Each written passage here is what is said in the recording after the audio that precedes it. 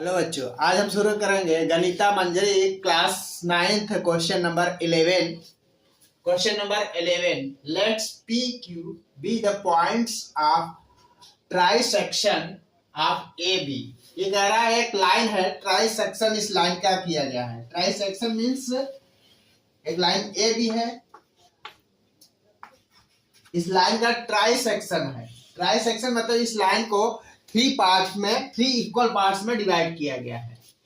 तो हम three equal parts में इसको डिवाइड कर देते हैं। एक ये है और ये की, यहां से यहां तक डिस्टेंस, यहां से यहां तक और यहां से यहां तक के डिस्टेंस सेम है। ट्राई सेक्शन कर दिया गया, तो हमने इसकी इस लाइन ए बी को ट्राई सेक्शन कर दिया। और फर्स्ट का नाम है P and Q. A B को पी एंड क्यू में डिवाइड कर दिया गया है। एंड पी, जो पी पॉइंट है वह ए के क्लोजर है, पी क्लोजर टू ए। जो ए पी पॉइंट है ये ए के क्लोजर है, नजदीक है। और and Q closer to B, और जो पॉइंट क्यू है बी के क्लोजर है, यानी बी के नजदीक है, ऐसा कहा जा रहा है। Using your knowledge of how to find the coordinates of the mid points of the segment, ये जो सेगमेंट किया गया है इस लाइन के, इसके कोऑर्डिनेट्स फाइंड करना है। कोऑर्डिनेट फाइंड करने को कह रहा है। You find the coordinates of P and Q. Do for the case when the points are A. Points A के कोऑर्डिनेट्स दिए गए हैं। Points A के कोऑर्डिनेट्स दिया गया है 4 and 7 and 16. B के कोऑर्डिनेट्स दिया गया 16 -2। ये क्वेश्चन है। क्वेश्चन कह रहा है, एक बार फिर से आप लोग समझ लीजिए। क्वेश्चन कह रहा है एक लाइन है ए बी और एक पॉइंट पी है, पी जो कि ए के नजदीक है और क्यू बी के नजदीक है। और ए बी लाइन का ट्राई सेक्शन किया गया है, मतलब इस लाइन को थ्री इक्वल पार्ट्स में डिवाइड कर दिया गया है। पी एंड क्यू के कोऑर्डिनेट्स सबको फाइंड करने को क्वेश्चन में कहा जा रहा है कि एक लाइन ए बी है, इस लाइन को एंड क्यू के कोऑर्डिनेट्स सबको फाइंड करने हैं कि पी एंड क्यू के कोऑर्डिनेट्स क्या होंगे। पी और क्यू के कोऑर्डिनेट्स फाइंड करने से पहले हम एक फार्मूला देखेंगे। आप लोगों को मैंने एक वीडियो में बताया था सेक्शन फार्मूला। सेक्शन फार्मूला के थ्रू हम पी एंड क्यू के कोऑर्डिनेट्स फाइंड करेंगे। तो सेक्शन फार्मूला क्या होता है, तो सेक्शन फार्मूला थोड़ा समझ लेते हैं हम लोग कि सेक्शन फार्मूला क्या है। एंड बी एक लाइन है दिया गया है और इस लाइन को P and Q three intersect part में कर रहा है, यानी थ्री पार्ट्स में इसको डिवाइड कर रहा है। तो हमको P एंड Q के कोऑर्डिनेट्स फाइंड करना है। तो इसको हमको फाइंड करने के लिए हम सेक्शन फार्मूला यूज करेंगे। सेक्शन फार्मूला क्या होता है, सेक्शन फार्मूला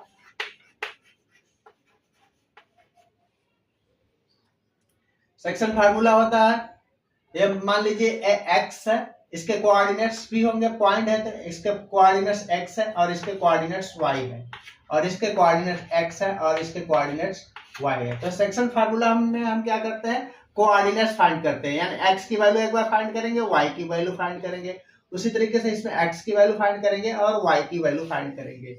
तो सेक्शन फार्मूला में क्या होता है कि एक्स की वैल्यू हमको फाइंड करना है। मान लीजिए तो एक्स इक्वल टू होता है m x2 plus n x1 अपन m प्लस n। ये m और n क्या है, m जो कि कोई स्ट्रेट लाइन है, मान लीजिए यहां से यहां तक, और m को आता है इसको मिड पॉइंट ना हो करके अनइक्वल पार्ट्स में इसको डिवाइड करता है। तो ये मान लीजिए a है और ये b है, a एंड b है, तो ये पॉइंट p है, इसके कोऑर्डिनेट्स भी होंगे x एंड y है। तो m क्या होता है, यहां से यहां तक के डिस्टेंस को m बोलते हैं और यहां से यहां तक के डिस्टेंस को n बोलते हैं। यानी एक लाइन है उसको m और n के रेशियो में, m और n एक प्रकार से रेशियो होता है, इस लाइन को m और n रेशियो में टू इक्वल पार्ट्स में डिवाइड करता है। तो यही m और n है। सेम उसी तरीके से ये है m, यहां से यहां तक मान लीजिए हमको P के कोऑर्डिनेट्स फाइंड करना है। तो P के कोऑर्डिनेट्स फाइंड करना है तो कुछ समय के लिए हम इसको छिपा देते हैं, यानी कि इरेज कर देते हैं। इरेज कर देंगे तो हमको एक पॉइंट यहाँ से यहाँ तक दिख रहा है। एक ये लाइन है ए एंड बी, और ए और लाइन को 2 इक्वल पार्ट्स में इसको डिवाइड कर रहा है। तो इसको लेकिन कह रहा था 3 इक्वल पार्ट्स में डिवाइड करने के लिए, तो यहाँ से यहाँ तक मान लीजिए ये रेशियो है इसका 1, तो यहाँ से यहाँ तक भी होगा 1 क्योंकि 3 इक्वल पार्ट्स में है, और यहाँ से यहाँ तक भी होगा n, और यहाँ पर पॉइंट जब q था तब यहाँ से यहाँ तक 1 होगा। कुछ समय के लिए मान लीजिए हम इसको इरेज कर देते हैं, तो यहाँ से यहाँ तक का मिलाकर के 1 और ये 1 ये डिस्टेंस हो जाएगा 2। तो हमने बताया था इस लाइन में कि यहाँ से यहाँ तक m होता है, तो यहाँ से यहाँ तक ये भी m होगा, m इज इक्वल टू 1, और यहाँ से यहाँ तक अब ये हो गया 2, ये 1 1 मिलाकर के 2, यानी कि n इज इक्वल टू हो गया 2। अब हम समझ गए होंगे कि m और n क्या है, और ये हमारा कोऑर्डिनेट x1 होता है, और ये y1 होता है, और ये x2 होता है, और ये y2 होता है। ठीक है, अब हम क्या करेंगे, इस x को फाइंड करने के लिए इसमें वैल्यू पुट कर देंगे। उसी तरीके से y फाइंड करने के लिए सेम वही फार्मूला लगाएंगे, m y2 plus n y1 अपन m1 m प्लस n। ऐसा है कि आप लोग सेक्शन फार्मूला समझ गए होंगे कि x और y की वैल्यू फाइंड करने के लिए हम लोग सेक्शन फार्मूला यूज करते हैं।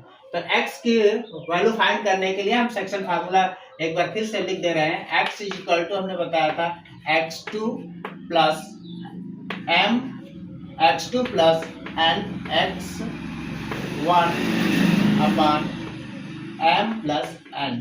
m हमने बताया क्या होता है, यहाँ से यहाँ तक के डिस्टेंस को 1 हमने लेट्स किया है कि यहाँ से यहाँ तक 1 है, और यहाँ से यहाँ तक भी 1 है, और यहाँ से यहाँ तक, तो यहाँ पर पॉइंट Q था तो Q को हमने हटा दिया, तो यहाँ से यहाँ तक 1 और यहाँ से यहाँ तक मिलाकर के 1, यानी कि यहाँ से यहाँ तक का डिस्टेंस जो n है वह 2 होगा। तो बस वैल्यू पुट कर देते हैं, m is equal to 1 into x2 is equal to है 16, यहाँ 16 लिख देते हैं, plus n is equal to 2 है 2 into x1 is equal to 4 पर m1 प्लस 2, 16 1 जा 16 प्लस 2 4 जा 8 अपन 2 1 3, 16 8 24 अपन 3 3 8 जा 24। तो x की वैल्यू हमने फाइंड कर लिया कि x, ये जो x है x is equal to 8। Same उसी तरीके से अब हम y की वैल्यू फाइंड करेंगे, तो y equal to section formula फिर लगाएंगे, सेम वही है कि अब यहाँ पर y राइट कर देंगे, m y2 plus n y1 अपन m प्लस n। m की वैल्यू यहाँ से यहाँ तक हमने 1 फाइंड किया है, y2 कितना -2 प्लस n 2 है, y1 यहाँ पर 7 है अपन 1 प्लस 2 2 1 जा 2 माइनस का 2 प्लस 7 2 जा 14 अपन 3, 14 में से 3 माइनस 2 माइनस करेंगे तो हो जाएगा 12 अपन 3, 3 4 जा 12। y की वैल्यू हमने फाइंड कर लिया 4, यानी y की वैल्यू अब हो गई 4, यानी कि इसके कोऑर्डिनेट्स हो गए y इक्वल टू 4, यानी कि p के कोऑर्डिनेट्स हो जाएगा, p के कोऑर्डिनेट्स हो गए 8 एंड 4, 8 4। सेम उसी तरीके से अब q का के कोऑर्डिनेट्स हमको फाइंड करना है। तो यहाँ पर पॉइंट q था, यहाँ पर पॉइंट q था, इसके भी कोऑर्डिनेट्स हम मान सकते हैं कि x एंड y है। ये पॉइंट q है, इसके कोऑर्डिनेट x और y है। हमने बताया था कि कुछ समय के लिए इसको हटा देते हैं, अब क्या करेंगे, कुछ समय के लिए हम मान लीजिए p को हटा देते हैं कि p हमारा नहीं है, p नहीं है।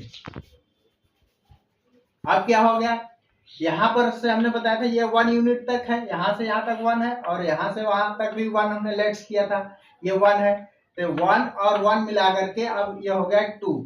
यहाँ से यहाँ तक बताया था 1 था, फिर यहाँ से यहाँ तक भी 1 था, और यहाँ से वहां तक भी 1 था, ये 1 और ये 1 मिला करके 2, यानी कि यहाँ से यहाँ तक का डिस्टेंस A से लेकर के Q तक का डिस्टेंस जो है कि M रेशियो में आता है, तो M की वैल्यू हो गई अब 2।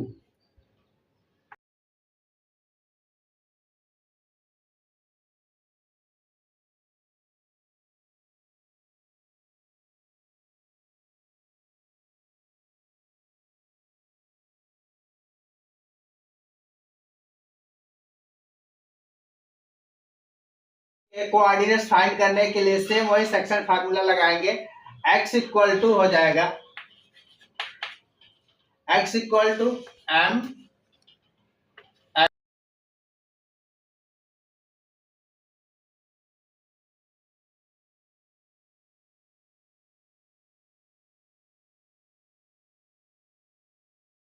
m की इक्वल टू 2 है, 2 राइट कर लिए।